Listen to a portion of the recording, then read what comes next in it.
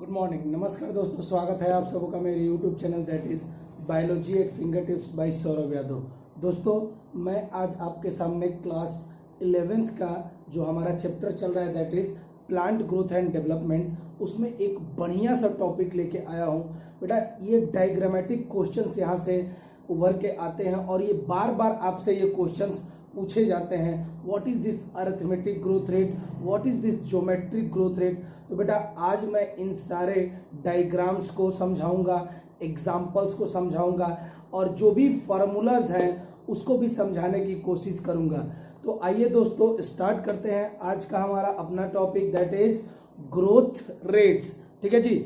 जैसे ही अपने दिमाग में रेट आता है तो कुछ 9-10th वाली बात याद आ जाती है, और या उससे भी पहले वाली कि सर हम लोग निकालते थे speed is equal to distance per unit time, यानी कितना डिस्टेंस ट्रेवल किया है पर यूनिट टाइम, यानी द रेट, उसी को तो बोलते थे कि 1 मिनट में कितना डिस्टेंस ट्रेवल किया है, तो उसका रेट निकालने को बोलते थे स्पीड। और डिस्प्लेसमेंट निकालना होता था तो डिस्प्लेसमेंट पर यूनिट टाइम, उसको क्या बोलते थे बेटा जी? अरे क्या बोलते थे? वेलोसिटी या कुछ भी बोलते थे, डिस्प्लेसमेंट पर यूनिट टाइम। तो ये स्पीड और वेलोसिटी वाला कंसेप्ट हमने पढ़ रखा है अपने प्रीवियस लेक्चर्स में या प्रीवियस क्लासेस में हमने पढ़ रखा है। बेटा जी, जैसे ही रेट का मतलब आएगा यानी समथिंग विल बी डिवाइडेड, क्या होगा बेटा? किसी चीज से आप डिवाइड करेंगे। तो याद रखिएगा, रेट का मतलब यहाँ भी क्या है? डिवीजन। यानी जैसे हम अपनी बात करते हैं, प्लांट की बात करते हैं, मान लीजिए कोई लीफ था, इतना छोटा सा था, सपोज कर लीजिए कोई लीफ इतना छोटा सा था, कुछ समय बाद ये लीफ इतना बड़ा हो गया, यानी मान लीजिए 2 मिनट में इतना बड़ा हुआ, हाइपोथेटिकली मानते हैं। तो सर इंक्रीज हुआ कि नहीं उसके शेप में या साइज में? तो साइज में इंक्रीज हुआ। कितने टाइम में हुआ उसी से डिवाइड कर देंगे, that is known as growth rate. इससे पहले हमने पढ़ रखा है what are the criteria that is utilized in order to identify that यहाँ ग्रोथ हो रहा है कि नहीं हो रहा है। साइज का ग्रोथ, लेंथ का ग्रोथ, ये सारी चीजें हमने पढ़ी थी ना।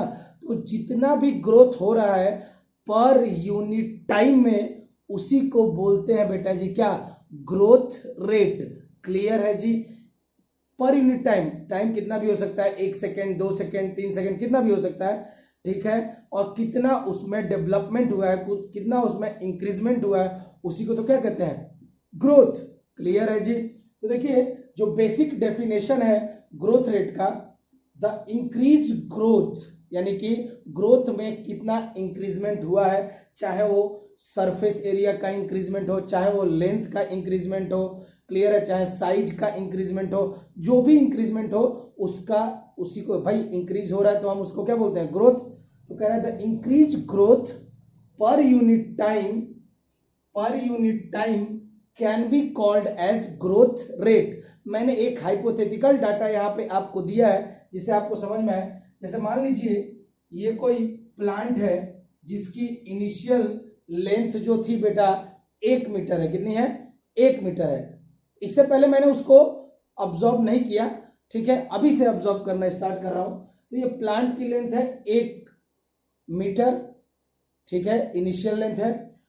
बेटा जब मैंने इसको 2 मिनट तक देखा तो ये बेटा बढ़ गया और यही प्लांट की लेंथ जो हो गई वो आगे बेटा 5 मीटर। क्या आगे बेटा?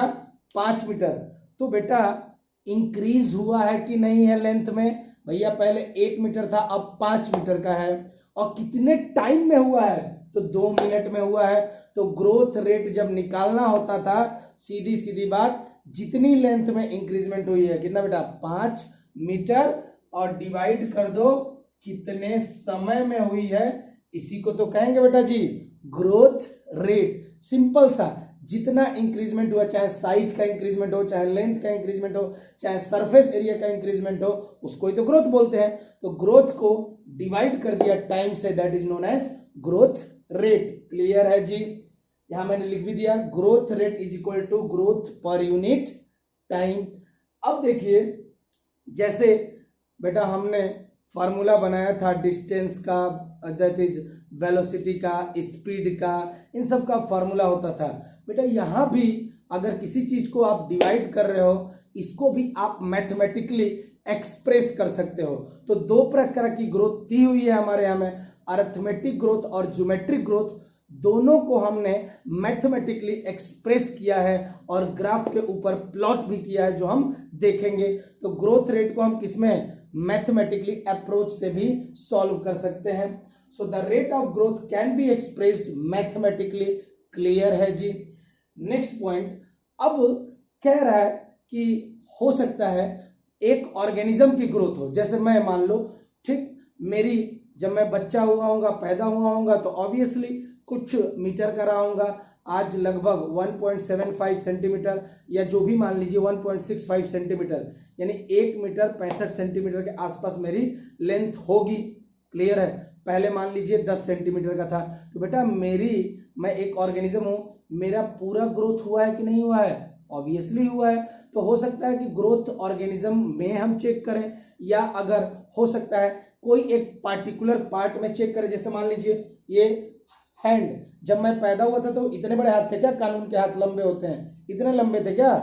बताइए, नहीं थे ना, हाथ काफी छोटे छोटे थे। तो मैं अगर इंडिविजुअल पार्ट को ले रहा हूं, जैसे हैंड को लूं, तो बेटा जब मैं पैदा हुआ था तो ऑब्वियसली इतना छोटा सा रहा होगा, अभी इतना बड़ा सा हाथ हो गया, यानी बेटा लेंथ में इंक्रीजमेंट हुआ है कि नहीं हुआ है? यानी आप किसी इंडिविजुअल ऑर्गेनिज्म की पूरी ग्रोथ को भी आप आइडेंटिफाई कर सकते हो, या किसी किसी सिंगल पार्ट का भी आप लेके उसकी ग्रोथ को मेजर कर सकते हो।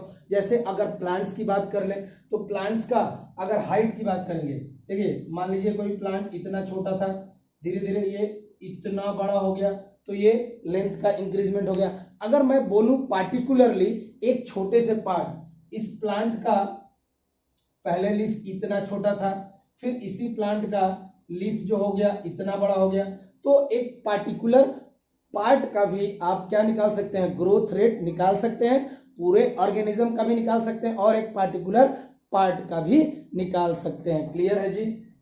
एन ऑर्गेनिज्म कह रहा है, और a part of organism can produce more cell in a variety of ways. यानी कह रहा है कि पूरा का पूरा ऑर्गेनिज्म या कोई भी part, single part of a organism produce करता है लार्ज नंबर ऑफ क्या सेल्स। बेटा अगर प्लांट्स की हम बात करें तो कौन सी सेल होती है इनमें? एक मेरिस्टेमेटिक सेल होती है, जिसमें डिवाइड करने की कैपेसिटी क्या होती है? अनलिमिटेड होती है। और उन्हीं में से कुछ मेरिस्टेमेटिक सेल क्या करती है बेटा? फर्दर डिफ्रेंशिएट करके, मैच्योर करके क्या हो जाती है? वो कन्वर्ट हो जाती है एक स्पेसिफिक फंक्शन को करने के लिए, जिसको हम लोग परमानेंट टिश्यू या परमानेंट सेल कहते हैं। क्लियर है जी। तो वही है मेरिस्टेमेटिक सेल, जिसमें डिवाइड करने की कैपेसिटी रैपिडली होती है, और मैच्योर सेल जो कि उनके अंदर में डिवाइडिंग कैपेसिटी खत्म हो जाती है, उनको हम लोग बोलते हैं मैच्योर सेल या परमानेंट सेल। क्लियर है जी। तो हम देखेंगे दो प्रकार की जो ग्रोथ रेट दे रखी है, इसको हम समझने की कोशिश करेंगे। देखिए यहाँ पे जो दो प्रकार की ग्रोथ रेट हमें पढ़नी है, वो बेटा है आपका, पहली जो ग्रोथ रेट होगी वो होगी अरिथमेटिक ग्रोथ रेट, और दूसरी जो होगी वो जो दे रखी है हमारे बुक में, that is geometric growth rate. Clear है जी। समझने की कोशिश करेंगे एक एक करके। पहले आप नोट डाउन कर लें कि कितने प्रकार की ग्रोथ को हमें पढ़ना है। दो प्रकार की, एक होगी अरिथमेटिक ग्रोथ रेट, एक होगी ज्योमेट्रिक ग्रोथ रेट। बेटा एक एक पॉइंट हम पढ़ेंगे कि भैया अरिथमेटिक ग्रोथ कैसे होती है, कहाँ होती है, स्पेसिफिकली कॉन्स्टेंटली डिवाइड है या किस तरह से डिवाइड कर रही है, बेसिकली उसके फंक्शंस क्या क्या है, उसका फार्मूला क्या है, उसका डायग्राम क्या है, चार्ट जो आपके एनसीईआरटी में दे रहा है, हर एक पहलू को हम ध्यान से पढ़ेंगे। पहले आप इसको नोट डाउन कर लें। चले दोस्तों, अब हम देखते हैं जो पहला जो ग्रोथ रेट दे रखा है, that is the arithmetic growth rate. बेटा एकदम ध्यान से, एकदम मन लगा के बस देखिएगा। 2 मिनट में अगर आपने ये पढ़ लिया, उसके बाद आपको कभी भी इसको पढ़ने की जरूरत नहीं पड़ेगी। आइए देखिए, सपोज करिए एक कोई ये सेल है,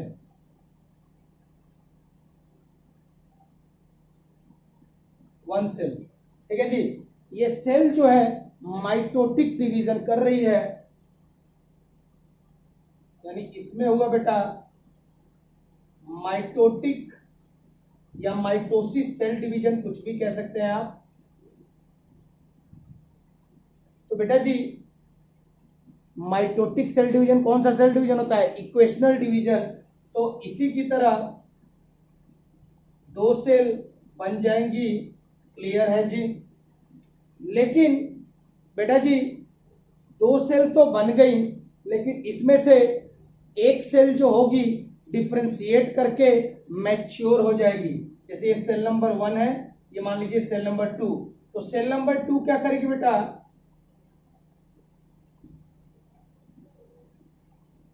डिफ्रेंशिएट करके क्या हो जाएगी बेटा? मैच्योर हो जाएगी। यानी वो कोई ना कोई स्पेसिफिक फंक्शन को कज करेगी। तो बेटा याद रखिए, आउट ऑफ 2 प्रोजेनी, पहले से कितने बने? 2 प्रोजेनी। एक प्रोजेनी जो होगी वो डिफ्रेंशिएट करके मैच्योर कर जाएगी, लेकिन जो पहली वाली प्रोजेनी है बेटा ये फर्दर डिवाइड करेगी। क्लियर है जी? ठीक है, तो बेटा जो मैच्योर सेल होती हैं उनको हम लोग बोलते हैं परमानेंट सेल। तो मैं इस मैच्योर सेल को लिख देता हूं P cell, P for permanent, P for permanent cell. ठीक है जी। अब ये जो सेल डिवाइड है ये कौन सी थी बेटा? माइटोटिक। कौन सी बेटा? माइटोटिक, जिसके अंदर में डिवाइड करने की कैपेसिटी अभी है। फिर से वही पैटर्न, फिर से कौन सा डिवीजन जी? Mitotic cell division. इसमें से भी एक जो है ये वाली सेल डिफ्रेंशिएट करके मैच्योर हो जाएगी,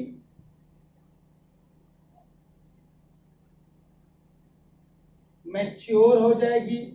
तो यानी क्या बना लेगी? कौन सी सेल बना लेगी? परमानेंट सेल बना लेगी जी। पी फॉर परमानेंट सेल बना लेगी। फिर इनमें से ये जो बची है ये अभी भी क्या है? मेरिस्टेमेटिक। तो ये आगे फर्दर डिवाइड करेगी। फिर से माइटोटिक सेल डिवीजन, फिर से वही काम बेटा, जो इधर वाली सेल है ये डिफ्रेंशिएट करके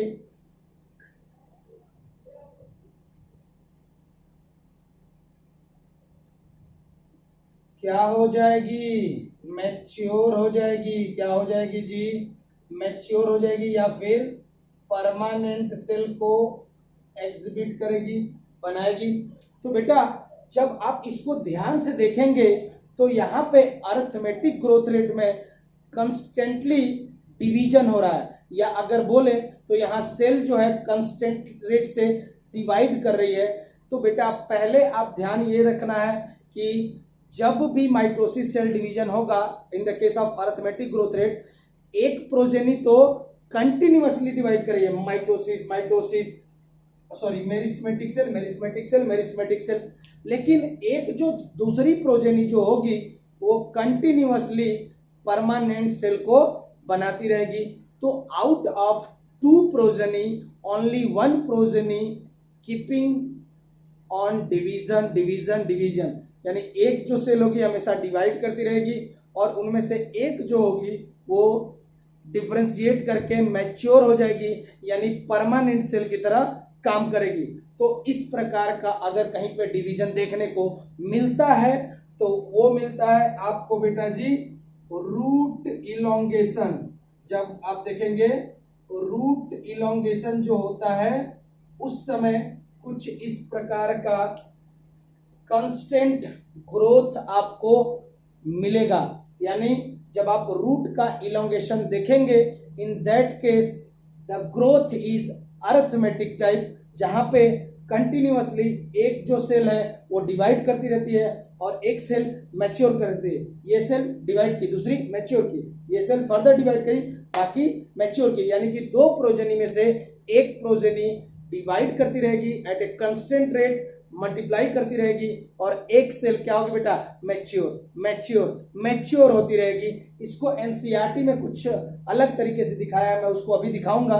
पहले याद कर लीजिए इसी टाइप की ग्रोथ को, जहां पे कोई भी एक सेल है जिसमें माइटोटिक सेल डिवीजन होता है, वहां पे एक सेल मैच्योर हो जा रही है, दूसरी सेल क्या हो रही है, मेरिस्टेमेटिक रह रही है, फिर डिवाइड कर रही है, फिर एक सेल मैच्योर हो जाएगी, एक कंटिन्यूअसली डिवाइड करेगी मेरिस्टेमेटिक की तरह।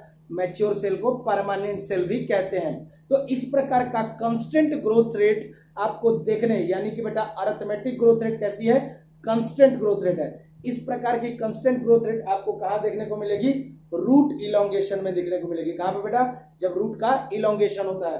पढ़ लीजिए, in arithmetic growth following mitotic cell division, कैसा होगा, mitotic cell division, only one daughter cell, दो प्रोजेनी में से एक ही, only one daughter cell continues to divide, केवल एक ही, देखिए ये डिवाइड कर रही है, यही डिवाइड कर रही है, ये डिवाइड कर रही है, दूसरी क्या होती जा रही है, परमानेंट या mature, while the other cell differentiate and mature, यानी वो कोई स्पेसिफिक फंक्शन को कच कर रही है।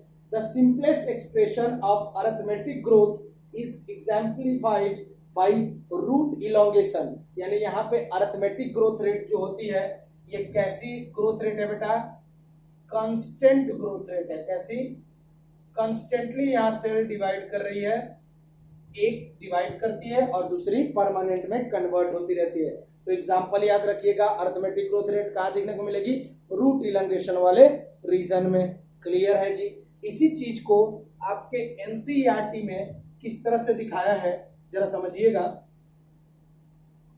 देखिए वहां इस तरह से दिखाया है, सपोज करिए ये कोई एक सेल है, ठीक है जी, ये सेल डिवाइड कर रही है दो में, एक एरो सीधा बनाया होगा और एक एरो थोड़ा ऑब्लिकली बनाया होगा, ये दो सेल में डिवाइड हुई। तो जो एरो सीधा होगा, एकदम स्ट्रेट में होगा, वो डिनोट करेगा मेरिस्टेमेटिक, ध्यान से सुनिएगा, मेरिस्टेमेटिक सेल को। तो यहाँ पे एक आई मेरिस्टेमेटिक सेल, दूसरी क्या हो जाएगी, परमानेंट हो जाएगी ना, जो मैच्योर हो जाएगी परमानेंट। फिर से कौन डिवाइड करेगा, यही डिवाइड करेगी, फिर से दो में डिवाइड किया, ठीक है जी, ये अभी भी मेरिस्टेमेटिक रहेगी, एक क्या हो जाएगी, परमानेंट, और एक तो परमानेंट ऊपर भी है ना जी, तो परमानेंट यहां कितनी हो गई, परमानेंट सेल कितनी हो गई, दो, नंबर ऑफ परमानेंट सेल बढ़ता जाएगा। फिर ये डिवाइड की, दो सेल बनाएगी, एक मेरिस्टेमेटिक एक परमानेंट जो कि मैच्योर हो गई। आप एरो ध्यान देते रहिए, अगर ऑब्लिक एरो है तो वो किसको दिखाएगा, इस प्रकार का ऑब्लिक, अगर ऑब्लिक एरो है तो ये दिखाएगा बेटा आपका परमानेंट सेल को, किसको, परमानेंट सेल को। क्लियर है जी। और आप अगर आप, सॉरी ये थोड़ा मैंने अलग तरीके से बना दिया, यहाँ पे जो आपके दे रखा है, फिर ये डिवाइड करेगी ऐसे, फिर ऐसे, ठीक है जी।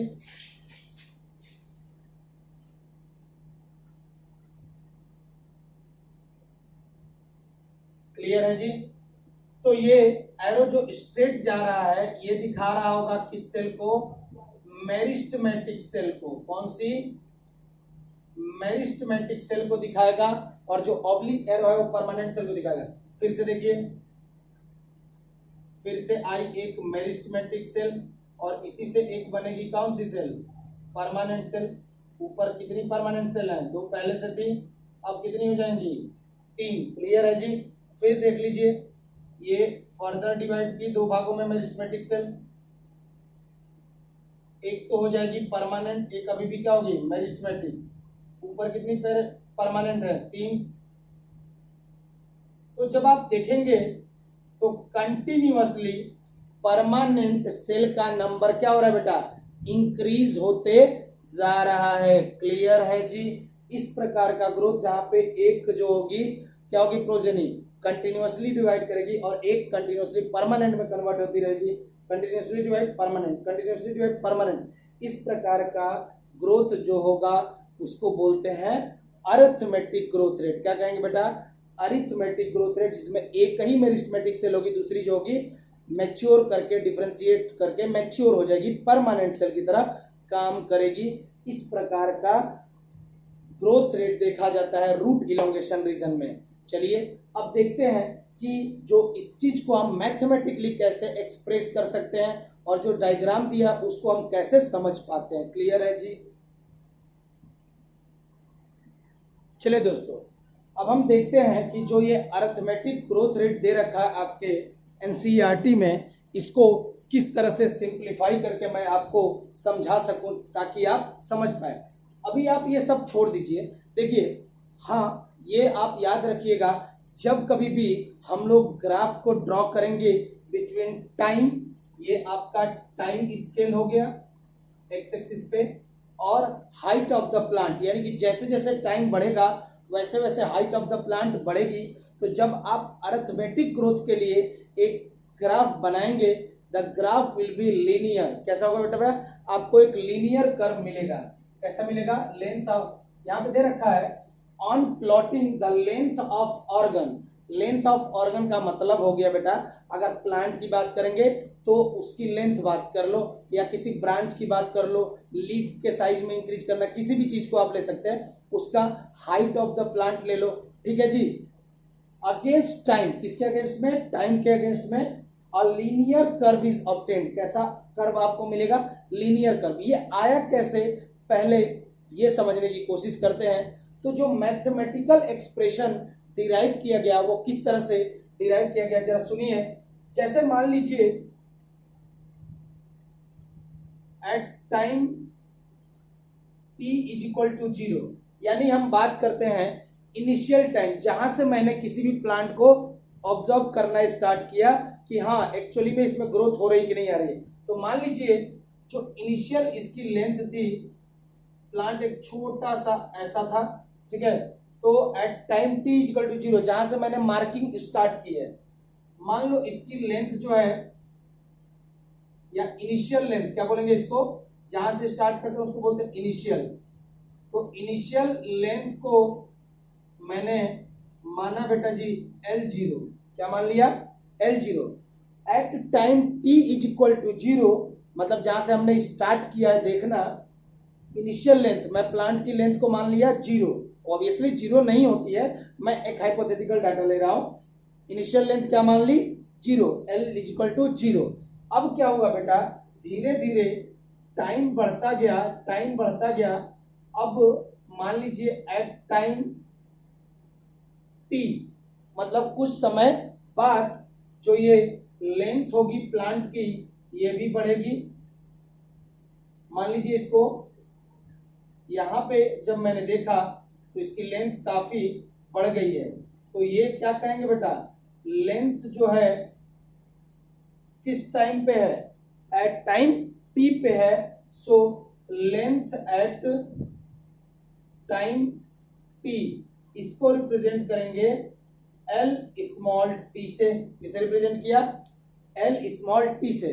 देखिए, जब टाइम जहां से मैंने ऑब्जर्व करना स्टार्ट किया t इक्वल टू 0, वहां पे इनिशियल लेंथ कितनी थी?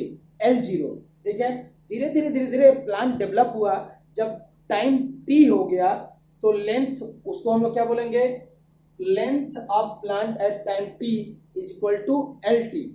बेटा ये यहां से इतना बड़ा हो गया, तो इसमें क्या हुई है? ग्रोथ हुई है कि नहीं हुई है? ग्रोथ हुई है ना जी। तो किस रेट से हुई है? तो मैंने क्या कर दिया, rate is equal to R. क्या होगा बेटा? Rate is equal to R. और कितने टाइम में हुई है, किस रेट से हुई है, यानी कि वही आर, ठीक है, इनटू टाइम से मल्टीप्लाई किया। हाँ, ऑब्वियसली इतना जो लैप्सिंग आपको दिख रही है बीच में जो समय, वहां टाइम लगा हो कि नहीं। तो आर फॉर रेट और कितने टाइम में हुई है उससे हमने इसको मल्टीप्लाई कर दिया। तो अभी जो हमारे पास जो प्लांट है ये वाला है, ये प्लांट है हमारे पास है LT। क्या है बेटा जी? LT प्लांट है हमारे पास। ठीक है जी, क्लियर है जी। अब बेसिकली ये कहां से बना? इनिशियल रहा होगा तभी तो बना होगा। तो बेटा ये कॉम्बिनेशन किसका है? इनिशियल लेंथ प्लस इसमें ये रेट जोड़ दो जिस रेट से ये ग्रो हुआ है। तो इनिशियल लेंथ और आप रेट, इसको आप क्या कर दीजिए, प्लस कर दीजिए, तभी तो आपका ये आएगा। यानी कि लेंथ जो होगी प्लांट की टाइम टी पे वो कैसे आएगी, जो इनिशियल लेंथ होगी उसकी, उसमें हम लोग जोड़ देंगे रेट कि किस रेट से उसका डेवलपमेंट हुआ है। So L T is equal to क्या हो जाएगा, इनिशियल लेंथ बताइए, इनिशियल लेंथ क्या थी एल नॉट, और किस रेट से डेवलप हुआ है तो वो हुआ है आर टी। किससे डेवलप हुआ है, आर टी। तो जो मैथमेटिकल एक्सप्रेशन आया है इसके लिए, जो प्लांट की लेंथ में जो ग्रोथ हो रही है इसके लिए कैसे हमने निकाला, पहले हमने टाइम ले लिया 0, वहां पे इनिशियल लेंथ जो प्लांट की थी उसको L0 मान लिया। कुछ समय बाद जब टाइम t हुआ तो length of t is LT। बेटा ये जो डेवलपमेंट हुआ छोटा से बड़ा हो गया, कुछ ना कुछ ग्रोथ रेट रही होगी, ग्रोथ रेट यानी कि R इक्वल टू रेट, और कितने टाइम में ये ग्रोथ हुई है इनटू मल्टीप्लाई कर दिया टाइम से। क्लियर है जी। तो बेटा ये जो प्लांट आया है ये किसका प्रोडक्ट है, इनिशियल के साथ साथ में जिस ग्रोथ रेट से ये डेवलप हुआ है। तो LT ये बताइए ये क्या है, initial growth rate L0 plus जिस रेट से ग्रो हुआ है RT। तो यही आपका मैथमेटिकल एक्सप्रेशन होता है for the arithmetic growth rate के लिए। Mathematically it is expressed as, यानी कि अरिथमेटिक ग्रोथ, जो अरिथमेटिक ग्रोथ रेट होगी उसको हम लोग एक्सप्रेस कर सकते हैं मैथमेटिकली। यहाँ पे LT equal to L0 plus RT होगा। LT equal to length of the plant at time t, L0 length of the plant at time t equal to 0, t equal to time, और R जो होगा उसको मैंने क्या बोला, growth rate. क्या बोला, ग्रोथ रेट या इलोंगेशन रेट, किस रेट से वो क्या हुआ है बेटा, इलोंगेट हुआ है पर यूनिट टाइम। तो टाइम से क्या कर दिया, मल्टीप्लाई कर दिया यहाँ पे, तो ग्रोथ रेट या उसी को बोलते हैं इलोंगेशन कितना हुआ है पर यूनिट टाइम, आर को। क्लियर है जी। जब इसी चीज को हम ड्रॉ करेंगे किसी ग्राफ पे, तो बेटा हाइट ऑफ प्लांट और टाइम के बीच में जब आप ग्राफ प्लॉट करेंगे तो देखेंगे कि जैसे जैसे टाइम बढ़ेगा वैसे वैसे लेंथ भी प्लांट की बढ़ेगी। लेकिन ये 0 से नहीं स्टार्ट हो रहा है बेटा जी। जब आप देखेंगे तो ये एक स्ट्रेट लाइन तो बन रही है, लीनियर कर्व तो बन रहा है, लेकिन 0 से नहीं स्टार्ट हो रहा है। क्यों बेटा जी, थोड़ा दिमाग लगाइए। बेटा हम उसको 0 से नहीं कंसीडर कर सकते हैं बेटा। क्यों, क्योंकि इनफैक्ट अगर आप किसी भी प्लांट को लगाओगे उसकी जो सीड होगी ना, सीड उसका भी कुछ ना कुछ लेंथ होता है कि नहीं होता है बेटा जी। ऑब्वियसली लेंथ होगी कि नहीं सीड की। तो बेटा इनिशियली उसका मान लो सीड इतना ही छोटा हुआ तो भी उसकी लेंथ है कि नहीं है, तो उसके बाद ही ना उसके प्लांट का डेवलपमेंट हुआ है। तो बेटा जी ध्यान रखिएगा, हम लोग इसको 0 से नहीं लेंगे क्योंकि उसकी इनिशियल कुछ ना कुछ ग्रोथ रहती है। थोड़ा ऊपर से लिया, एक लिनियर कर्व बनाया। अब देखते हैं, जैसे मान लीजिए ये है आपका 20 मीटर, मान लीजिए टाइम हमने लिया है मिनट में, इसमें लिया है मिनट में, 20 मीटर, 30 मीटर, 40 मीटर, ये हाइट है प्लांट की, 50 मीटर। तो जब आप देखिए ग्राफ को ड्रॉ करिए, मान लीजिए 5 मिनट है, 5 मिनट के आसपास में क्या है, 20 मीटर से कम लेंथ है, या इसी को मैं यहां पे कर देता हूं भैया, चलो आ जाओ। जब 5 मिनट का है प्लांट तो उसकी हाइट कितनी है, 20 मिनट। थोड़ा और देख लेते हैं बेटा जी, जब ये 10 मिनट का हुआ तो यहां लेते आइए, ये आपका कितना हो जाएगा, ये मान लीजिए 30 मीटर का हो गया। कितने मीटर का हो गया, पहले जब लेंथ कितनी थी, ऑब्वियसली पहले 20 थी 5 मिनट पे, अभी 10 मिनट जैसे हुआ लेंथ क्या हो गई 30 मीटर। तो इसको जरा मैं यहाँ मिटा देता हूँ, थोड़ा बड़ा बड़ा लिख देता हूँ क्योंकि आपको समझ में आता रहे। ये है 20 मीटर, ये है 30 मीटर, मान लीजिए 15 पे किया तो देखिए क्या होगा बेटा जी, मान लीजिए 40 मीटर। तो यहाँ बेटा आप देख रहे हैं जैसे जैसे टाइम बढ़ रहा है वैसे वैसे हाइट ऑफ द प्लांट भी बढ़ रही है। तो इससे जब आप इसको ड्रॉ करोगे एक ग्राफ पे, तो आपको क्या मिलेगा बेटा, एक लीनियर कर्व मिलेगा that will be represented by LT is equal to L0 plus RT। Clear है जी, नोट डाउन करेंगे जी। ये सारी चीजें जो दे रखे थी आपके बारे में अरिथमेटिक ग्रोथ रेट के बारे में, ये सारी चीजें मैंने यहाँ बताई। जैसे इस फॉर्मूला का इस्तेमाल करके मैं किस तरह से रेट निकाल सकता हूँ। जैसे मान लीजिए, सपोज करिए एक क्वेश्चन दे रखा है, सपोज करो अ प्लांट ग्रोज, एक प्लांट है जो ग्रो कर रहा है 2 meter in 1 second, 2 meter grow कर रहा है 1 सेकेंड में। Then find out how much it will grow in 5 second. क्या कह रहा बेटा, अगर कह रहा कि 1 सेकेंड में कोई भी प्लांट 2 मीटर बढ़ रहा है तो 5 सेकेंड में कितना होगा, तो वही यूनिटरी मेथड लगा दो। 1 सेकेंड में कितना बढ़ा भाई जी, 2 मीटर बढ़ा प्लांट। तो देख रहे हैं कि रेट जो है, रेट ध्यान रखिएगा, रेट कितना है, 1 सेकेंड जैसे ही टाइम हो रहा है 2 मीटर बढ़ जा रहा है। यही तो ग्रोथ रेट होती है। क्या बेटा, लेंथ अपॉन टाइम। क्लियर है।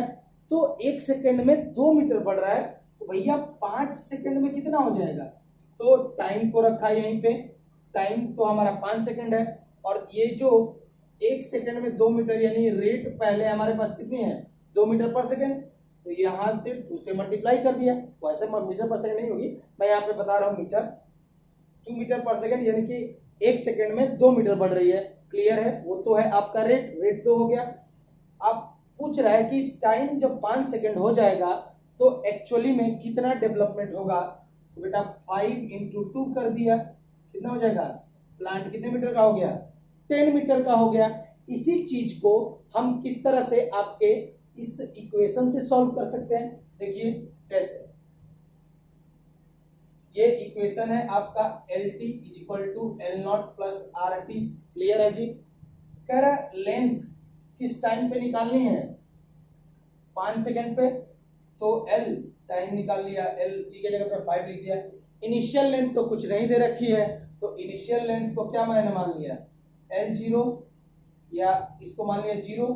ठीक है, रेट हमारे पास है 1 मिनट में कितना मीटर, 2 मीटर, सॉरी 1 सेकेंड में 2 मीटर, तो भैया रेट हमारे पास है 2, बस टाइम से क्या कर दिया, मल्टीप्लाई। कितना टाइम है बेटा, टोटल डेवलपमेंट कितना हुआ, 10 मीटर। क्लियर है जी, अरे क्लियर है जी। तो इस तरह से आप निकाल सकते हैं अरिथमेटिक ग्रोथ। क्लियर है। यहाँ पे ये गैप रहेगा, इसलिए रहेगा क्योंकि बेटा इनिशियली जो भी प्लांट का ग्रोथ होगा वो सीड से होगा, और सीड की भी अपनी कुछ ना कुछ लेंथ होती है। क्लियरली।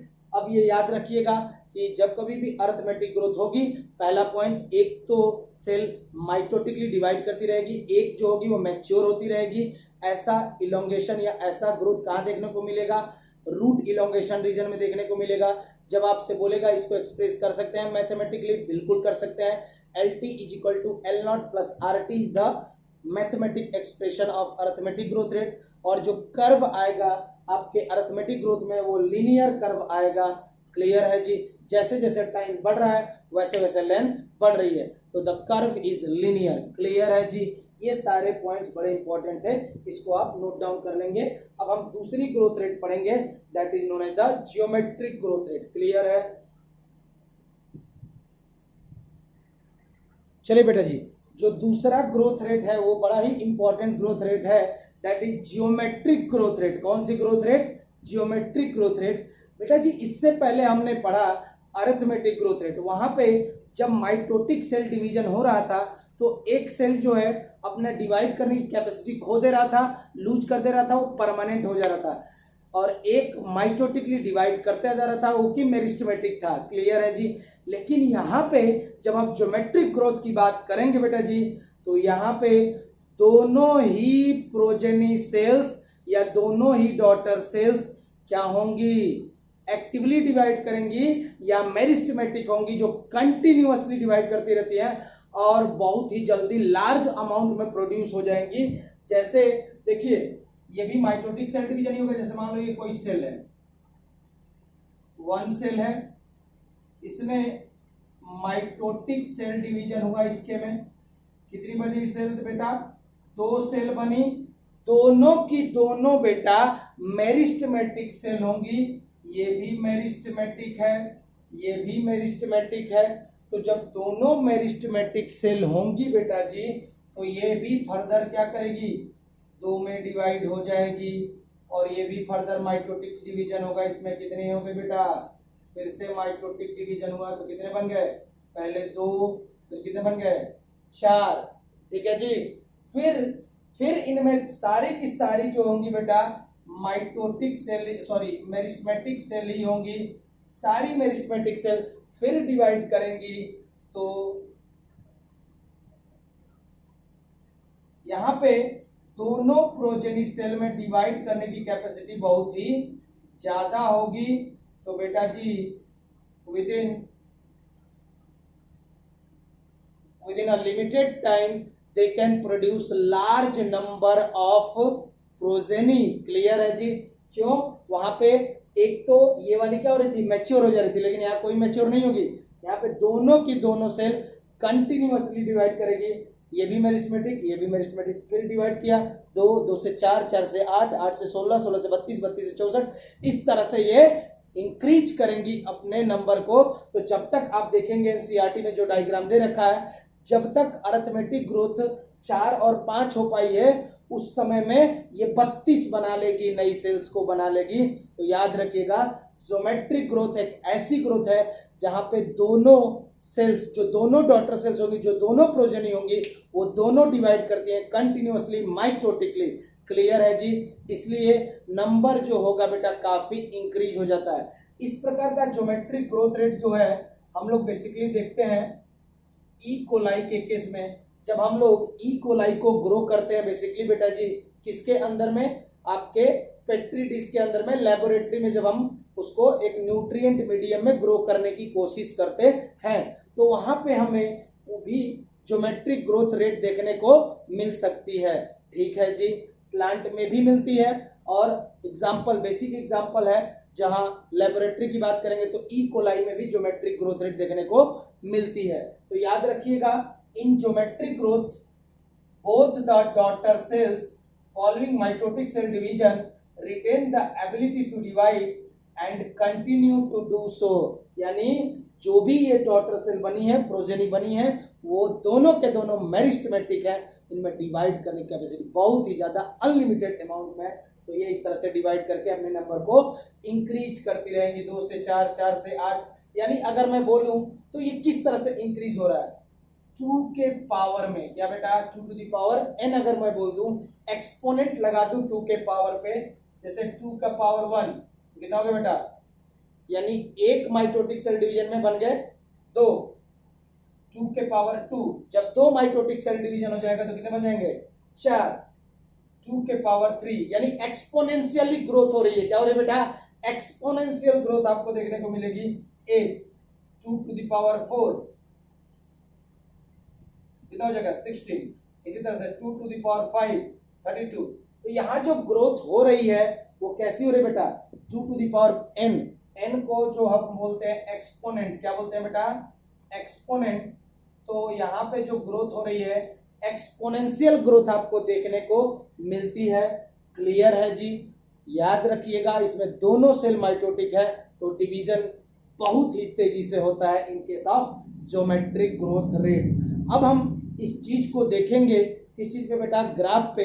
जनरली जब हम ग्राफ पे ड्रॉ करते हैं ज्योमेट्रिक ग्रोथ रेट को तो एक सिग्मोइड कर्व आता है। कौन सा कर्व? सिग्मोइड कर्व आएगा, S like curve, that is the sigmoid curve आएगा। उस कर्व को हम समझेंगे the various type of phases that present in them. पहले log phase, then lag phase, sorry first lag phase, then log phase, then stationary phase. ये 3 phases हमें पढ़नी है। तो पहले ये सारी चीजें हम करेंगे। पहले आप इसको नोट डाउन कर लें। तो याद रखिएगा यहाँ पे दोनों की दोनों डॉटर सेल्स क्या है बेटा जी? क्या है बताइए? अरे क्या है, दोनों की दोनों सेल मेरिस्टेमेटिक है। क्लियर है? चलिए दोस्तों, आइए अब हम समझने की कोशिश करते हैं ज्योमेट्रिक ग्रोथ रेट। ठीक है जी, तो हमने ये जान लिया कि यहाँ पे दोनों की दोनों प्रोजेनी सेल्स क्या होंगी, माइटोटिक डिवीजन करेंगी, दे दनादन और अपने नंबर को इंक्रीज करती जाएंगी। देखिए, जो ज्योमेट्रिक ग्रोथ रेट होता है बेसिकली वो कुछ इस तरह का आपको डायग्राम मिलेगा जो कि सिग्मॉइड एस कर्व कहते हैं। जब भी आप ज्योमेट्रिक कर्व को पढ़ेंगे it will be a sigmoid और सिंपली एस कर्व। सिग्मॉइड या एस कर्व, इस टाइप ऑफ कर्व इसको बोलते हैं। जब हम जो भी डाटा हम कलेक्टेड करते हैं ज्योमेट्रिक ग्रोथ के बेसिस पे, जब उसको हम लोग टाइम के और साइज और वेट ऑफ ऑर्गन के अगेंस्ट में जब ड्रॉ करेंगे तो हमें एक सिग्मॉइड एस कर्व मिलेगा। क्लियर है जी? अब सुनिएगा बेसिकली होता क्या है। तो मोस्टली जितने भी इकोसिस्टम, जैसे मैंने पहले ही बता दिया कि जो ज्योमेट्रिक ग्रोथ रेट जनरली हम किस में देखें, ई कोलाई। तो चलिए ई कोलाई की ऑब्वियसली ये प्लांट में भी पाई जाती है। सबसे पहले जैसे कोई भी लिविंग ऑर्गेनिज्म है, मान लीजिए उसको उठा के लाया और किसी अलग इन्वायरमेंट में ग्रो कर रहे हैं, तो वहां पे क्या होगा बेटा, वो इन्वायरमेंट के बारे में जानता नहीं है। जो आप न्यू इन्वायरमेंट उसे प्रोवाइड करो वो तो उसके बारे में जानता नहीं है। तो सबसे पहले वहां प्लांट जो होगा वो एडॉप्ट करने की कोशिश करेगा, डिवाइड नहीं करेगा। पहले उस इन्वायरमेंट में डिवाइड थोड़ा बहुत करेगा लेकिन ज्यादा नहीं करेगा। सबसे पहले वो धीरे धीरे धीरे उस माहौल को समझेगा। जैसे दोस्तों मैं आप सबको बताऊं तो जैसे मैं पहली बार कॉलेज गया था, ठीक है, तो मैं यार ठहरा गांव का लड़का, तो मुझे कुछ चीजें नहीं आती थी। जैसे लड़कियां काफी स्मार्ट होती हैं, ऑब्वियसली दे आर स्मार्ट। तो उन्होंने कुछ बड़े बड़े जो सब्जेक्ट होते हैं, जैसे हमारा हीट एंड मास ट्रांसफर, तो मैं बोलता था कि आज हीट एंड मास ट्रांसफर की क्लास है। उन लोगों ने एक शॉर्ट ट्रिक बना दी, आज एचएमटी की क्लास है। मैंने सोचा यार एचएमटी तो पहले ट्रैक्टर होता था, ये ट्रैक्टर की कैसी क्लास लगने वाली है अपनी। ठीक है, तो जनरली क्या था कि जो मैं भाई एक शहर का लौंडा तो था नहीं, मैं शहर का लड़का तो था नहीं, मैं गांव से बिलोंग करता था। तो ये सारे जो निमोनिक्स अगर बोले हैं तो ये मुझे नहीं आती थी। तो पूरे एक साल में मैं समझता रहा कि एक्चुअली में BW कभी लिखे, टीचर भी लिख दे BW, by the way, between, ये सारी चीजें मुझे बिल्कुल भी नहीं आती थी, एकदम से नहीं आती थी। तो बेटा ये सारी चीजें मैंने सीखी, यानी जब मैं कॉलेज गया तो अपने आप को अडॉप्ट किया। आप सेकेंड ईयर से कोई भी पूछ लो, जितने भी सब्जेक्ट है, थर्मोडायनेमिक्स टी इतने हो गए, TH ऐसे बोलते थे, और भी बहुत सारे सब्जेक्ट थे, फ्लूइड मैकेनिक्स FM, ठीक है तो FM और रेडियो अगर आप सुनेंगे तो सबसे पहले मुझे अडॉप्ट करने में समय लगेगा। तो ध्यान रखिएगा, सबसे पहले कोई भी सेल हो जब उसके नई इन्वायरमेंट में जाएगी तो उसकी ग्रोथ उतनी ज्यादा नहीं होगी। क्यों? क्योंकि वो पहले अडॉप्ट करेगी। Then that type of phase is known as lag phase, जहां उसकी ग्रोथ काफी कम होगी, that is known as slow होगी, उसको बोलेंगे लैग फेज। वहां वो अडॉप्ट होती है अकॉर्डिंग टू द सराउंडिंग और इन्वायरमेंट। देखिए ये जो नीचे वाली फेज है, काली वाली दिख रही है, that is the lag phase. Lag phase, initial growth is slow. Initial growth किसी भी प्लांट की क्या होगी, slow, because in this condition cell trying to adjust itself according to the surrounding condition. जो सराउंडिंग इन्वायरमेंट है उसके आसपास में, उसके अकॉर्डिंग वो क्या करती है बेटा, अपने आप को एडजस्ट करने की कोशिश करती है। तो वहां पे कम नंबर में डिवाइड करती है, स्लो डिवाइड करती है। Then that type of phase is known as lag phase. Clear है जी? नोट डाउन करिएगा, ये पहला पॉइंट था। फिर बेटा जी अब जैसे मैं अपनी बात कर, अब मैंने फर्स्ट ईयर में पूरा दिया, निमोनिक्स समझ लिया, एक एक से जो भी शॉर्ट ट्रिक्स थी वो सारी चीजें मैंने समझ ली, किसको क्या कहते हैं, किसको क्या बोलते हैं। इनफैक्ट टीचरों का भी नाम रख दिया था डसना तो DD आ गया, डसना, DB डसना भाई साहब। तो ये सारी चीजें हम लोगों ने क्या की थी, समझी थी। जब मैं इसको समझ गया तो खुद यूटिलाइज करने लगा, खुद इसको अप्लाई करने लगा, किसी के ऊपर डिपेंड नहीं था। पहले तो पूछना पड़ता था, अरे यार ये HM क्या कह रही है, हीट एंड मास ट्रांसफर, अरे यार ये FM क्या कह रही है, फ्लूइड मैकेनिक्स। अब हम खुद से निमोनिक्स क्रिएट कर सकते थे। तो बेटा हम एडजस्ट हो गए। तो अब वहां जब मैं एडजस्ट हो गया कॉलेज में, खूब बदमाशियां होती ही हैं, आप भी जाओगे, आप भी करोगे, बहुत सारी चीजें होती हैं, पढ़ाई भी होती है, मजा होता है। कॉलेज का एक स्प्लेंडेड टाइम होता है जो आप क्या करोगे बेटा, गुजारोगे, आपको भी पता चलेगा कॉलेज टाइम। ठीक है जी। तो जैसे ही आप वहां पे अडॉप्ट हो जाएंगे भैया, आपके चर्चे मशहूर हो जाएंगे। तो कुछ ऐसे ही होती है भैया, जैसे ही ये सेल्स अडॉप्ट कर जाएंगी नई इन्वायरमेंट में, देख दनादन देख दनादन देख दनादन ये क्या करेंगी, डिवाइड करना स्टार्ट करेंगी। क्योंकि इसमें दोनों प्रोजेनी सेल्स, दोनों माइटोटिक डिवीजन करके 2 से 4, 4 से 8, 4 से 8 हो गए, 8 से 16, 16 से 32, यानी एक्सपोनेंशियल मैनर में डिवाइड करेंगी। तो ये कब पॉसिबल है, जब दोनों माइटोटिक होंगी। तो देखिए दूसरी फेज जिसको हमने बोला, ये लॉग फेज और एक्सपोनेंशियल फेज जिसको बोलते हैं। ठीक है जी।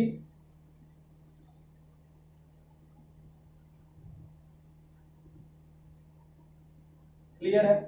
Once they become adopted according to the surrounding, they started utilizing the resources. वहां पे जो भी रिसोर्सेस मौजूद होंगे, ठीक है, उन सबको वो सेल लेने लगेगी, कंटिन्यूअसली लेगी, डिवाइड करने स्टार्ट कर देगी, इंक्रीज देयर नंबर रैपिडली। ये याद रखना है, यहाँ पे अपने नंबर को बहुत तेजी से बढ़ाएगी।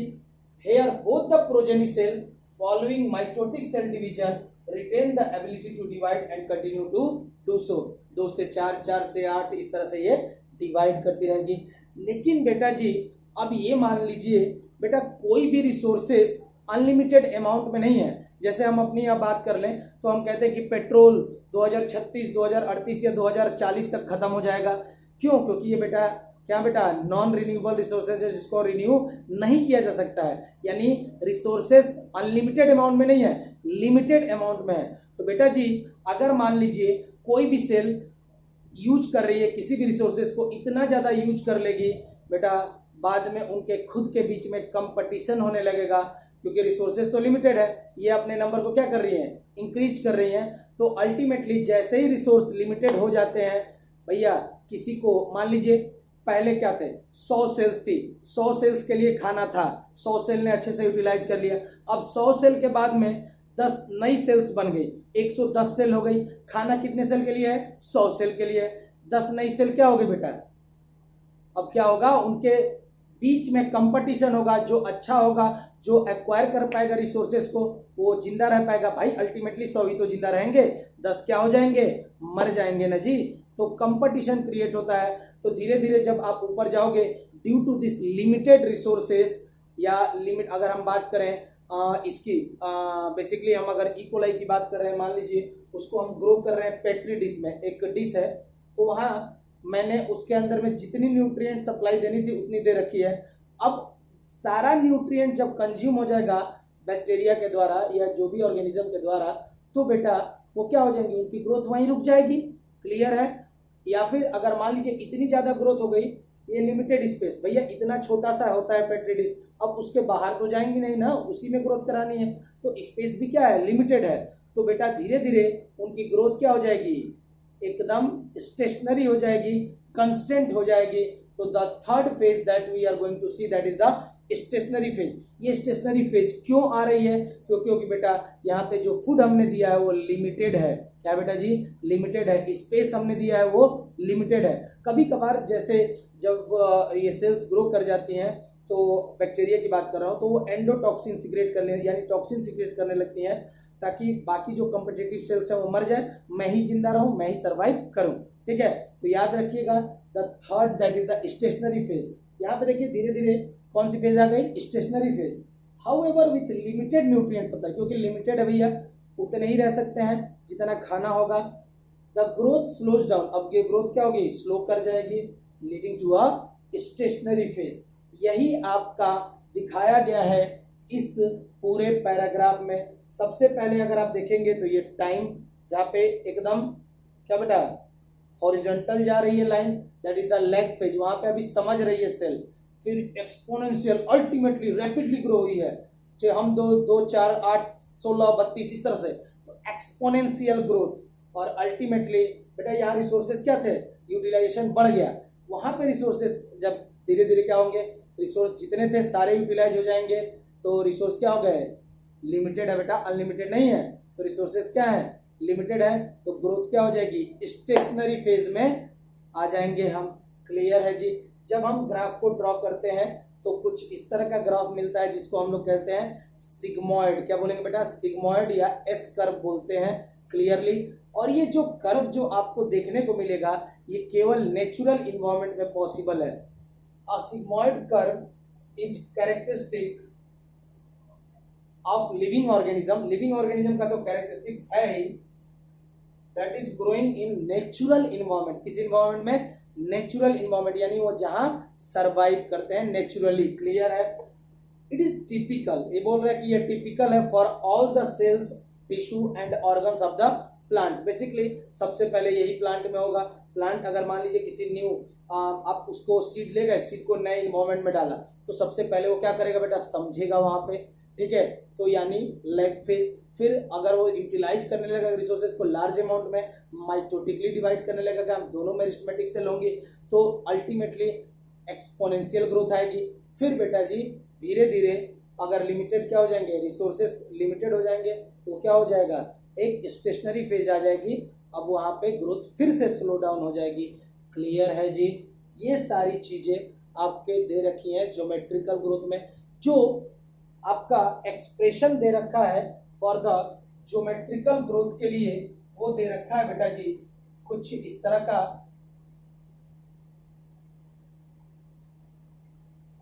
इसको हम लोग मैथमेटिकली किस तरह से एक्सप्रेस कर सकते हैं? द एक्सपोनेंशियल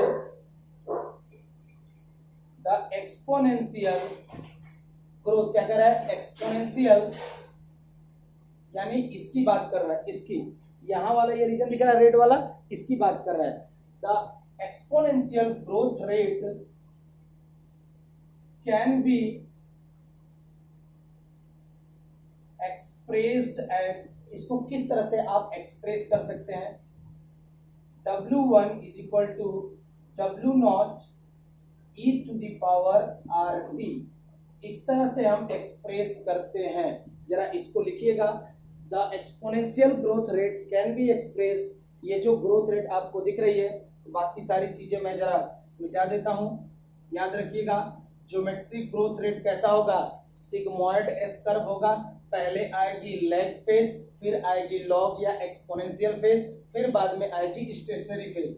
तो इसका टर्म भी आप लिख सकते हैं, पहले ये आएगी, दूसरा ये आएगा, तीसरा ये आएगा। दोस्तों आजकल खांसने में भी डर लगता है कि पता नहीं लोग क्या सोच लें। ठीक है जी? क्लियर है जी? तो मैं इसको रहने देता हूं, ठीक है, ताकि हमें समझने में कोई दिक्कत नहीं होगी। तो इसको आप नोट डाउन करिए, एक्सपोनेंशियल ग्रोथ रेट को कैसे एक्सप्रेस किया जाता है? W1 equal to W0 e to the power RT। Note down करेंगे। चलिए बेटा जी आइए देखते हैं, जो ये एक्सपोनेंशियल ग्रोथ रेट है इसको हम एक्सप्रेस कर सकते हैं W1 is equal to W0 e to the power RT। क्यों? क्योंकि बेटा यहाँ पे हमने टाइम के अगेंस्ट में वेट को लिया है, तो W1 जो होगी वो फाइनल वेट होगा। W1 equal to final size, यानी कि फाइनल वेट हो सकता है, फाइनल हाइट हो सकता है, फाइनल कोई भी सेल नंबर हो सकता है। ठीक है जी? मान लो कि कोई सेल डिवाइड कर रही है, 2 थी, अभी फाइनल हमारे पास 64 सेल बन गई है, 64 सेल बन गई है, तो W1 क्या हो जाएगा? Number of cell 64। बेटा W0 कितना होगा? तो जो इनिशियल सेल कितनी थी आपके पास में? 1, तो वही आपका कहेगा initial size, initial weight, initial number can be represented by W0, that is the initial size at the beginning of the period. Clear है जी? R जो है यहाँ पे रिप्रेजेंट कर रहा है बेटा growth rate, T for time of growth, और E बेस जो है ऑफ द नेचुरल लॉगरिथम, जो हमने पढ़ा था। जैसे geometric growth 2 to the power, मान लीजिए बेस हो गया, इसके पावर मैंने n लिख दिया। क्लियर है? तो अगर n की वैल्यू 1 है तो कितना नंबर ऑफ सेल बना? 2। तो ये आपका बेस हो गया। क्या हो गया बेटा? बेस। देखिए ये चेंज नहीं होगा, ये हमेशा यही रहेगा। अब नंबर ऑफ डिवीजन कितने हो गए? 2 बार कर दीजिए। नंबर ऑफ सेल कितनी हो गई? 4, 8। यानी ये जो 2 जो है ये क्या बेटा? बेस है जो कि फिक्स है। तो कह रहा है base of the natural logarithm will be e. ये सारी चीजें दे रखी हैं, लेकिन बेटा जी एक बार एम्स में पूछ लिया this R, this growth rate can also be expressed as और can also be known as. किसी को मालूम ही नहीं था, डिस्कवरी हो गई बेटा, क्योंकि आया ही नहीं ना, किसी ने इतने ध्यान से पढ़ा ही नहीं ना, क्योंकि बेटा ये एनसीईआरटी में मेंशन किया हुआ है कि ये जो आर जो है ना, आर ये रिलेटिव ग्रोथ रेट को बताता है, और this R can also be considered as efficiency index. क्या बोलते हैं बेटा, आर का दूसरा नाम है एफिशिएंसी इंडेक्स। इसको हम लोग एफिशिएंसी इंडेक्स क्यों कहते हैं, देखिए सपोज करिए कि ये एक कोई प्लांट है, ठीक है जी, इतना बड़ा प्लांट है। अब ये प्लांट जो है अपने न्यू मटेरियल को फॉर्म कर रहा है, जैसे मान लीजिए ये इतना बड़ा है, अब ये इसके चारों तरफ एक नया मटेरियल इसके बन गया, न्यू मटेरियल जो सिंथेसिस हो गई, यानी ये अब ये इतना बड़ा हो गया। क्लियर है जी। तो जो एबिलिटी होती है, ability of any cell to form the new material, या capability of any cell to form a new material, यानी कोई भी सेल कितनी आसानी से, कितनी एफिशिएंसी से न्यू मटेरियल को बनाती है, उसी को बोलते हैं R, that is known as the efficiency index. इसको लिखा भी है, R is the relative growth rate and is the also measure, ये तो रिलेटिव ग्रोथ रेट तो है ही, and also measures the ability of a plant to produce new plant material. क्या है बेटा जी, ability to produce new plant material. R तो रिलेटिव ग्रोथ रेट है ही, लेकिन ये एक और चीज दिखाता है कि किस तरह से कोई भी प्लांट कितना कैपेबल है, कितना एबल है, ताकि वो नया मटेरियल, न्यू मटेरियल को सिंथेसाइज कर पाएगा, कितनी एफिशिएंसी से कर पा रहा है, refer to as efficiency index. तो आर को हम लोग क्या बोलते हैं बेटा, एफिशिएंसी इंडेक्स भी बोलते हैं। सपोज कर लीजिए ये प्लांट है, इसने इतना न्यू मटेरियल बनाया है। क्लियर है जी। मैं एक दूसरा प्लांट ले लेता हूं, देखिए मान लीजिए ये कोई प्लांट हर्ब्स था, ये कोई ले लीजिए नीम प्लांट। अब मान लीजिए हाइपोथेटिकल डाटा है, नीम प्लांट, उसकी लीफ के बारे में बोलिए, चलिए कोई भी सेल के बारे में बोलिए, नीम है। अब अगर मान लीजिए मैंने टर्मरिक लिया, क्या ले लिया, टर्मरिक लिया, तो ये भी इनिशियली इतना ही बड़ा था, ठीक है, इनिशियल साइज इसका यही था। लेकिन बेटा जी अब इसमें जो न्यू मटेरियल बना,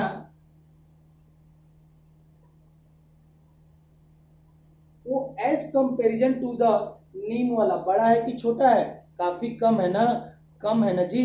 तो इसीलिए बोला कि हो सकता है कोई प्लांट जो होगा वो बहुत जल्दी एफिशिएंटली बना लेगा, न्यू मटेरियल को फॉर्म कर लेगा। वही कह रहा है, measure of the ability of plant to produce new plant material, कोई भी प्लांट कितना एफिशिएंट मैनर में नया प्लांट मटेरियल बना रहा है, उसी को बोलते हैं efficiency index. It can also be represented by R. तो यहाँ पे एफिशिएंसी थोड़ी कम है, यहाँ पे एफिशिएंसी ज्यादा है, इसीलिए नया प्लांट मटेरियल वहां ज्यादा बना है। क्लियर है जी। एक और पॉइंट आपको ध्यान रखना है, यहाँ पे दे रखा है कि the final size will be depending upon the initial size. बेटा फॉर्मूला में ही देख लीजिए, फॉर्मूला क्या है, W1 is equal to W0 e to the power RT। तो यहाँ पे जो ये बेटा ये फाइनल साइज है या फाइनल वेट है, वो किसके ऊपर डिपेंड कर रहा है, इनिशियल वेट पे ना। कोई भी चीज आपके क्या होगी, मान लीजिए इनिशियल अगर बात करें, कोई भी सेल है इनिशियली अगर वो फॉर्म करेगी तो दो नंबर ऑफ सेल कितने होंगे माइटोटिक सेल डिवीजन में, दो, दो से चार, चार से आठ, आठ से 10, 10 से 12, देखा था ना। तो इनिशियली अगर बोले यहाँ पे भैया अगर पहली ही सेल ना रहती तो उसमें से माइटोटिक सेल डिवीजन करके दो सेल बन पाते क्या, नहीं ना। यानी जो भी ये ग्रोथ हुई है, चाहे एक से दो, एक से दो, दो से चार, चार से आठ, ये किसके ऊपर डिपेंड करेगी बेटा, इनिशियल वेट पे, इनिशियल साइज पे डिपेंड करती है। क्लियर है जी। अरे क्लियर है जी, नोट डाउन कर लेंगे। एक और चीज आपके एनसीईआरटी में जब आप देखेंगे तो कुछ दे रखा है, स्टेजेस ड्यूरिंग एम्ब्रियोनिक डेवलपमेंट। वो ज्योमेट्रिक ग्रोथ और अरिथमेटिक ग्रोथ को दोनों को एक साथ दिखाया है। पेज नंबर आपके 242 पे दे रखा है, स्टेजेस ड्यूरिंग एम्ब्रियोनिक डेवलपमेंट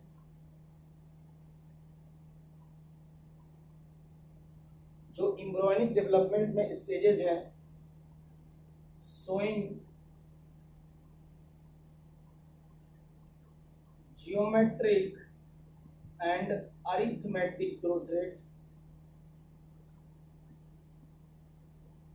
इसमें दोनों रेट दिखाई हुई है। देखिए, अगर मैं जनरली बोलूं तो मैं एक लिविंग ऑर्गेनिज्म हूं। मैं इतना ज्यादा सेल मेरे अंदर में है, मिलियंस ऑफ सेल हैं, लेकिन बेटा जी स्पेशली शुरुआत कहाँ से हुई थी? अ सिंगल सेल जाइगोट से। तो सबसे पहले यहाँ दिखा रखा है, ये मान लीजिए एक कोई जाइगोट है। क्या बेटा जी? जाइगोट। तो बेटा मेरा जो फॉर्मेशन हुआ है वो जाइगोट के अंदर में माइटोटिक डिवीजन होने से ही तो हुआ है। तो जाइगोट डिवाइड किया, पहले 2 में, फिर 4 में, फिर 8 में, इसी तरह से डिवाइड हुआ। तो अब मान लीजिए जाइगोट यहाँ क्या कर रहा है? डिवाइड कर रहा है। तो सबसे पहले दे रहा है कि जाइगोट डिवाइडेड।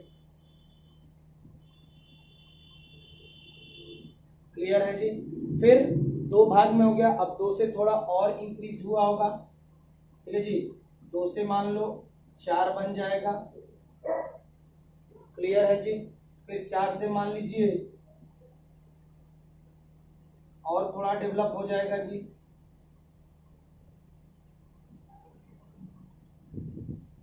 क्लियर है जी? थोड़ा और डेवलप होगा जी। मान लीजिए 2 से 4, 4 से 8, इस तरह से कर लीजिए। फिर यहाँ पे और ज्यादा डेवलप हो गया तो 2 सेल्स दिखाए होंगे आपके पास में, इस तरह से करके। तो यहाँ पे पहले 2 था, 4 हुआ, 8 हुआ, 16 हुआ। तो ये कौन सी ग्रोथ हो रही है भैया? कौन सी ग्रोथ हो रही है? ये है ज्योमेट्रिक फेज ऑफ ग्रोथ। क्योंकि हम फॉर्मूला क्या है? 2 to the power 1 2, 4, 2 to the power 3 8, इसी तरह से हो रहा है ना, ज्योमेट्रिक ग्रोथ हो रही है। तो ज्योमेट्रिक फेज है, यहाँ पे दिख रही है आपको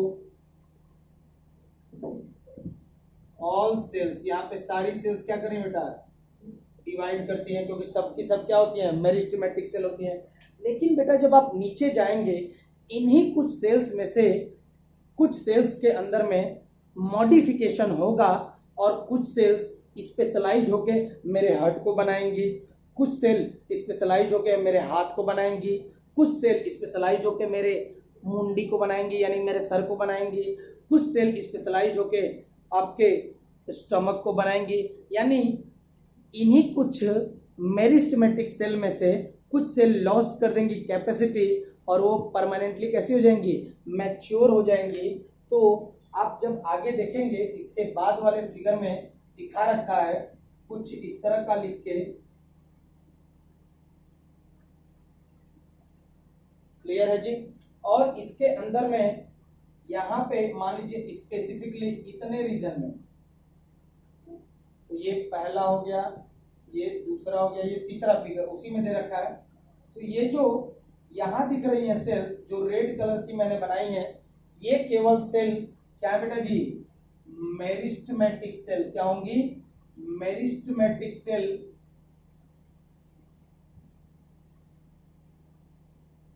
जो कैपेबल होंगी क्या करने के लिए? Cell division. So cells capable of division.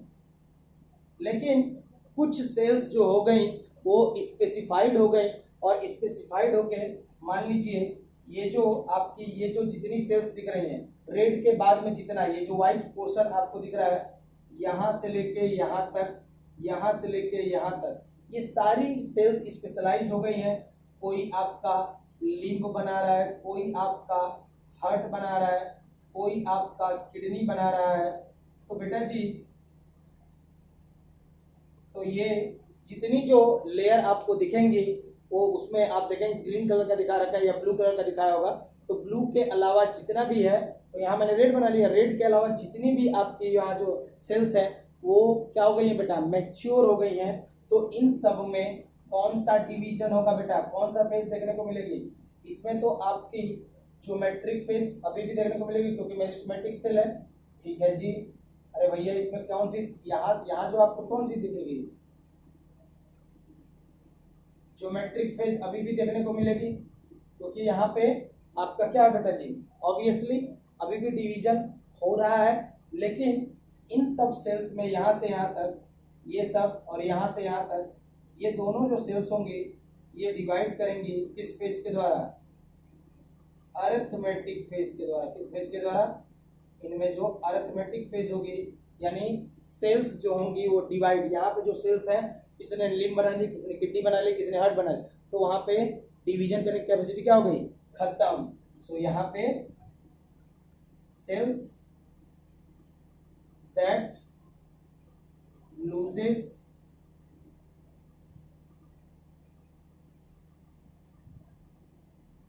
cells that loses capacity to divide, यहाँ पे ये डिवाइड करने की कैपेसिटी इनमें खत्म हो गई है, तो वो अरिथमेटिक फेज को शो कर रही है। केवल जो ऊपर आपको दिख रहा है उसमें अभी भी मेरिस्टेमेटिक सेल कहेंगे क्योंकि उसमें ज्योमेट्रिक फेज में वो ग्रो करेंगे, मेरिस्टेमेटिक सेल्स हैं उनमें डिवाइड करने की कैपेसिटी मैक्सिमम है, लेकिन बाकी सारी जो सराउंडिंग की सेल्स होंगी उसमें अरिथमेटिक फेज लिख के दे रखा होगा।